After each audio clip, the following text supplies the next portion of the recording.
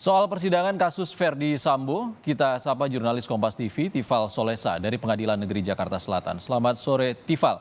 Tifal, sidang penuntutan 5 terdakwa kasus pembunuhan Yosua sudah selesai. Apa penjelasan jaksa soal tuntutan para terdakwa itu?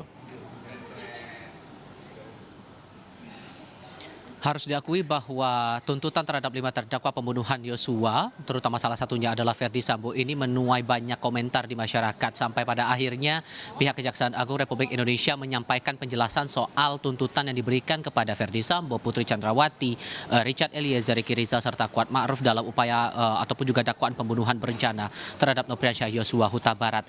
Tadi pagi dijelaskan oleh Fadil Zumhana selaku Jaksa Agung Muda Tindak Pidana Umum bahwa seluruh proses penuntutan yang dilakukan oleh Jaksa Penuntut Umum dari Kejaksaan Negeri Jakarta Selatan ini sudah sesuai dengan aturan yang berlaku, terutama dalam hal ini adalah berdasar dari Kitab Undang-Undang Hukum Acara Pidana atau KUHAP. Bahkan Fadil Zumhana menyatakan secara tegas kepada banyak pihak, terutama kepada publik, untuk bisa menghormati setiap proses hukum ataupun juga kewenangan tuntutan yang dimiliki oleh Jaksa Penuntut Umum dalam melayangkan tuntutan terhadap 5 terdakwa pembunuhan berencana terhadap Nofriansyah Yosua Huta Barat. Semua aturan pasti ada dasarnya. Semua keputusan yang diambil terutama soal tinggi rendahnya tuntutan terhadap para terdakwa ini sudah terukur. Itu penegasan yang disampaikan berkali-kali oleh Fadil Zumhana mewakili pihak Kejaksaan Agung Republik Indonesia.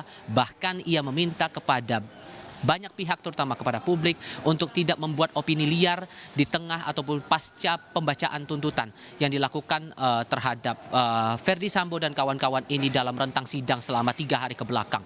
Itu satu hal. Sementara hal lainnya, Ketut Sumedana selaku Kepala Pusat Penerangan Hukum Kejaksaan Agung menyampaikan atau menjelaskan hal-hal mendasar apa yang membuat akhirnya para terdakwa ini memiliki tuntutan yang berbeda-beda. Ferdy Sambo dituntut penjara seumur hidup oleh jaksa karena dipandang sebagai pelaku intelektual di balik upaya penghilangan nyawa terhadap Nofriansyah Yosua Huta Barat di Kompleks Polri Duren 3 Jakarta Selatan.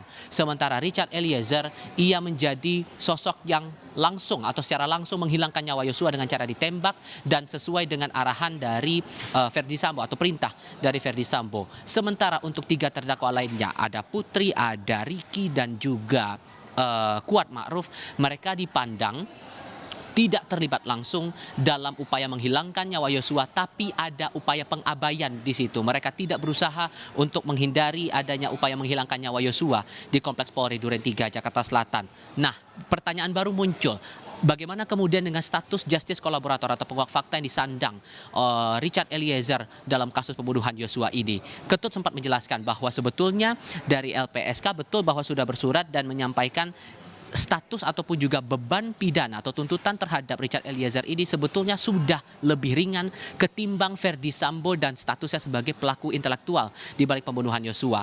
Tapi yang harus diperhatikan di sini bahwa pembunuhan berencana kata pihak Kejaksaan Agung ini tidak menjadi bagian dalam ranah Undang-Undang Perlindungan Saksi dan Korban. Sekarang yang kita nantikan saat minggu depan penjelasan ataupun juga nota pembelaan disampaikan oleh pihak terdakwa minggu depan, bolanya sekarang ada di pihak majelis hakim, apakah akan mengamini seluruh tuntutan yang disampaikan jaksa untuk 5 terdakwa atau justru diringankan atau lebih diperberat.